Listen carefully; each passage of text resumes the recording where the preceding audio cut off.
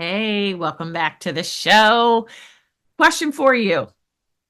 Do you have a client contract? I sure hope so. No matter what service-based business you have, agreements, contracts, same thing, different word, they're imperative. They protect you. They make clear the expectations, laying out the services, what is provided, what is not provided, all the terms. In law school, if you don't know, I'm a former trial lawyer. Medical malpractice defense is where I specialized at the end of my tenure in private practice. Loved it. That's where I honed my skill of taking the complex and making it super simple. But what I find is that if you don't have a contract, like there's no meeting of the minds. In law school, we learn that a contract is a culmination of the meeting of the minds, which means both of you understand what you're about to do together. And so I wanted to do this episode to go through. I'm looking at one of my contracts with one of my containers, and I want to go through like these are the provisions you need in your contract. And what's awesome is when you work with me, whether as a one-on-one private client or inside my Breakthrough the Incubator, when you want to hit consistent 5 and 10K months and do it joyfully and simply, or inside my Miraculous, the Mastermind, where we scale from 6 to 7 figures. No matter where you are in my world as a client, you get access to my contracts. You know what's really fun? In my mastermind, you get access to my whole world, my SOPs, my spreadsheets, my trackers, my strategic planning documents, all of it. So if you are listening to the sound of my voice, here we are in the beginning of Q4. This is when we do the work to prepare for a fantabulous, impactful, profitable 2025. So if you're looking for a coach who actually has the experience and cares, and above all, does things with a unapologetically faith foundation in the Lord Jesus Christ, reach out. Let's say hello and have a conversation. Okay, so these are some of the provisions you need in a client contract, whether you are a coach, whether you are a consultant, whether you are an interior decorator, whether you are an agency owner, right? Whether you're in no matter what industry, legal, financial, just all across the gamut, real estate, you need a contract. Okay, so here we go. First and foremost, you need to set out the term of the contract, meaning how long is it lasting? When does it begin? When does it end? Okay, that's one thing. It's pretty easy, right? Number two, you've got to make clear the payment. And you're like, Judy, that's basic. Yeah, well, you'd be surprised some of the contracts I see. Now, again, hold on. I didn't do my disclaimer. This is not intended, nor shall you take it as legal advice. No matter where you are, I would highly recommend, highly recommend that you find not just an attorney in your local area, but one that specializes in contracts, business law, and they may also straddle into employment law. That would be good too. But you need a specialist. So what I'm about to tell you is not legal advice. It does not replace talking with a local attorney because every state's laws are different. And if you're outside the states, of course, you need to understand what's going on in your world, in your neck of the woods. But this is for educational purposes only. So may it bless you. Okay, so let's continue. So you need to have a clear understanding of the pricing structure. So you need to set out the full amount due and indicate that, so many times I see women get in trouble when it is for example, a year-long thing, but like 5 months in, the client says, oh, can't pay, sorry, I'm done. And they try to walk out. Whoa. No, read the contract. This is not a month to month. And it says right here in the beginning, upon execution of the agreement, client agrees to pay company the full amount. Okay. And then there's got to be provisions in there for what happens when they don't. What happens when they default? Is interest going to accrue? Is a special late fee going to accrue, right? So you've got to lay out all things related to pricing in the agreement. Then, also in the agreement, like sometimes depending how you structure it with HoneyBook or Dubsado or whether you are still doing it manually, there is a process for them becoming a client, right? Sometimes they sign the agreement first and then they pay. Other times they pay, and you get to decide how this goes, but other times they may pay and then you send them the contract. Frankly, that's how I do it. My clients know why. If you'd like to know why, reach out at Judy Weber Co. But so depending on where that is, it's very important that you state in here that in the agreement that even if you paid until you sign this contract, I can kick you out of the learning portal or kick you out of the program. Judy, that sounds harsh. No, no, no, no, no. You give them a grace time, 24 hours, 48 hours. I would not extend it beyond that because they have to sign the agreement. This is a legal document.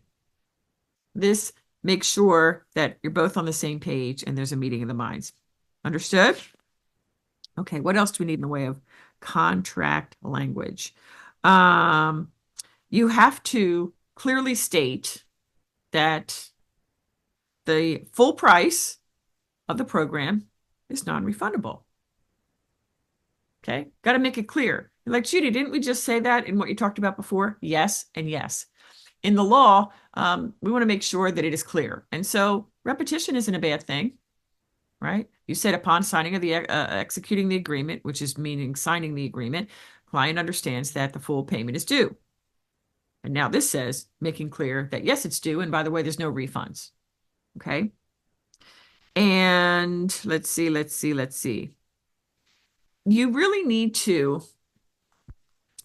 be very clear on what they're getting. And this is particularly important in certain industries, even more than others. It's very important in all of them, but in particular, I see agency owners or done for you services of all kinds, interior decorating, architect, things like that, where it's done for you. And if it's not clearly laid out, and I often recommend you put that in like a Schedule A so that it is specifically laid out, not just in the contract itself, but it's an exhibit to the agreement. It's an attachment, an addendum, an exhibit that would clearly say, this is what's included and this is what's not. Sometimes it is good to say, and this is what's not. Why? Because if there's any ambiguity, and I'm getting a little technical here, if there's any ambiguity in the contract, it's going to be construed against you, the drafter of the contract. And so it would be a heck of a lot better to make clear this is what's included, and by the way, this is what's not, and have them initial every page of the contract, by the way.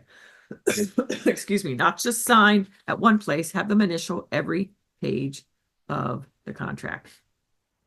Okay, because we don't want scope creep. That's when a client, often someone who's not a best client, that's a whole other thing. We need to be working only with best clients. I'll leave that for another episode to go into on that. But often a non-best client will press you and say, wait a minute, when we talked, you said we would do this. And in that instance, we also need another provision that says, I forget what it's called now, isn't it awful? This boilerplate language where it says something to the effect that everything that the parties agree to is set forth here in this document, this agreement, this contract. And so any prior verbal or written communications basically mean nothing. What the parties agree to is here. Are you catching what I'm saying?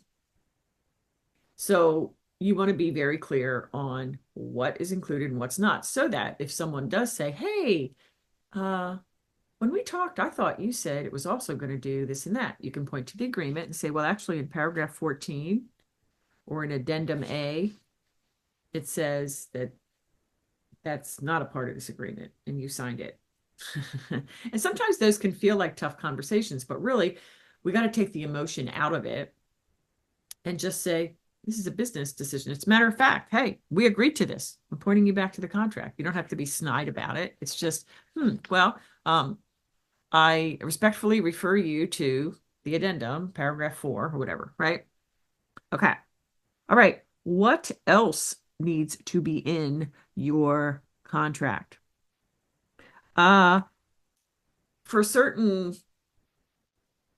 programs, if you have some sort of learning portal or other written materials, you may want to talk about licensing. Like by joining this program, you will have one license to fully participate in this mastermind, for example.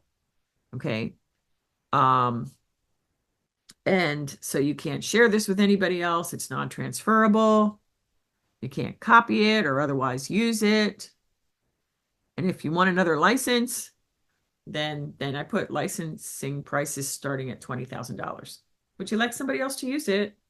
If I find out that you've given access to your portal to somebody else, that's going to cost you $20,000. So maybe don't do that, right? You don't just say you can't do it, but you say what happens if they do, right?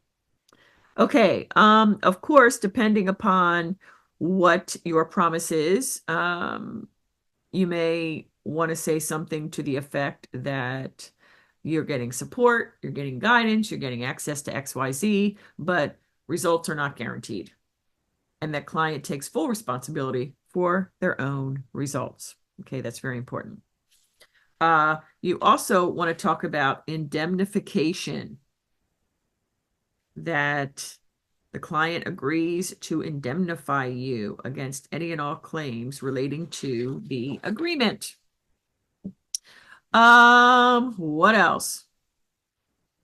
Sometimes it's good to also include a non-disparagement clause that none of the parties will vilify the other at any time or talk ill of the other, basically, right? Also, when you are a coach or consultant, it's also a good idea, and depending upon what industry you're in, it also might be a good idea to say, make it clear that this is not the rendering of legal advice or financial advice or medical advice. Okay. And then, okay, depending upon your services, and I think coaching, this is particularly relevant to have in your contracts, that you may determine in your sole discretion that the relationship must terminate. And why I like this contract provision is because sometimes there are those non-best clients that you didn't see the red flags ahead of time. But in particular, in a group program, if you find someone being disruptive, just basically causing trouble, you need to reserve the right to dismiss them, to terminate that client relationship.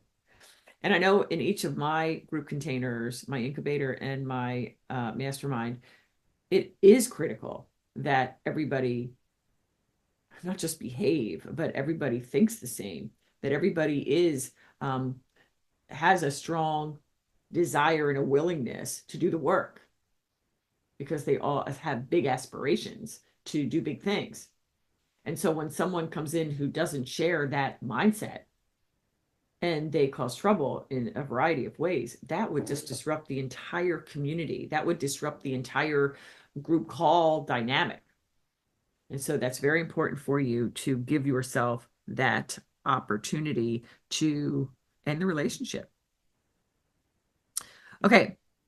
One other thing that I think is really important is that you have that you choose the law, you choose a state. I'm talking about the United States law, that you choose the state whose law will apply. Okay. So the agreement is governed by the laws of the state of la la la. Okay. And so that's one thing. And within that same provision, mention that by signing, the client understands and agrees to submit to the jurisdiction and venue of a particular court. You're like, whoa, Jude, what are you saying? Look, this is why you need to consult with an attorney in your area who specializes in this area. But if there is a breach of contract, you want it to be expressly stated and agreed to in the contract, in the agreement, that the client will come to you, that your state's laws will apply. And again, talk to an attorney. But you don't want to, if you're in Virginia and you have a client in California, if there's a breach of contract, you need to, you don't want to travel to California. You don't want to hire California counsel. You don't want to be inconvenienced. If anything, you want them to be inconvenienced. And I don't mean to be harsh when I say that, but again, these are business decisions. So we make them strategically and intentionally with consultation of a local attorney. Okay. You also want to state that the agreement can't be assigned to another party. They can't say, "Oh, I don't want this. I'm going to pass this along to my sister, my cousin, my somebody else," right? And then you want to have a notice provision. And then finally, the last one that I'll mention is that you remember how I said earlier that a general tenet of contract law is that the contract will be, if there's any ambiguity in the contract, it will be construed against you as the drafter of the document. You can actually have a provision that says something to the effect that prior to signing, the client had an opportunity to have the agreement reviewed by legal counsel. And therefore, the rule of construction of contract that's construed against the drafter shall not apply. Okay. That way, there's no assumption that, oh, if there's an ambiguity, we're doing it in favor of the client. No, no, no, there is none of that. It's not going to be construed against the drafter. So this is certainly not an exhaustive play-by-play, if you will, of an agreement, but these are key provisions. And I, as a lawyer, I've been wanting to do this for a while, so I'm glad to finally get this out to you. Now, again, if you are in business and you are looking to hit those consistent 5 to 10K months, you need to consider jumping in to my incubator. This is a 12-month done with you program where you will put together an in-demand, irresistible, higher ticket offer. Higher ticket, Jude, really? Yeah, you're an expert. You help people. So you will learn how to the art and the skill of offer creation. You're also going to learn the marketing and sales skills and fundamentals so that not only do you have this amazing offer that can help people, but you know how to talk about it with confidence. And more than that, you know how to sell, which means serve, which means sign clients. So if you have not hit 100K year in your business, the incubator is for you. Now, for those of you who are like, Judy, I'm way beyond that. I'm at 200, 300, $500,000. I'm looking to get to 7 figures. Great. My Miraculous, the Mastermind is for you. That is also a 12-month container where you are going to double your revenue, increase your profit significantly while working less. How do we do that? With my 3 scaling strategies. First one is the breakthrough, where we're going to really look hard and deep and at your offers, your marketing, and your selling, and we're going to dial it all in. We're going to identify and go all in on your corner of the market where you are the best in the industry. We're going to look at your sales process and how you're currently going about your selling, one-to-one and one-to-many. We really want to scale that one-to-many. So we're going to dial in the offer, the marketing, and the selling. That's my first scaling strategy. I call that the breakthrough strategy. Second, we're going to look hard at your ops. The ops strategy is next. Here, we're looking at team. You have got to get a revenue generating team. one that is behind your mission, people that are truly experts in their skill and their area of responsibility, and they are leading the charge. Where at their what you're paying them is not an expense; it is an investment that is pays for itself. So we look at team in the ops strategy. We also look at automations, and we look at back-end ops like your SOPs and all the systems so that you're operating optimally and you're delegating things that need to be off your plate as the CEO. So first we have the breakthrough scaling strategy, then we have our operation scaling strategy, and finally we have our profit scaling strategy. And here we look at the numbers and not just the dollars and cents, although we do that certainly, revenue and profit. We also look at client results. That's so important. The percentage of your clients getting results, it's huge. We want to approach it to 100%, right? Here we also look at strategic initiatives and referral ambassador programs and the like. So those of you at 6 and multi-6 wanting to get to 7 figures, the miraculous, the mastermind is for you. And I would encourage you, if you are looking for someone who's been there, done that, someone who puts Jesus Christ at the core and the center and the foundation of everything we do, so that you can actually have a business that is a joy to run, that is making massive impact, and one that's simplified and streamlined. It feels so good. Reach out. Okay, DM Mastermind for the Mastermind or Incubator for the Incubator at Judy Weber Co. Judy Weber Co. All right, thanks for listening. We will see you next time.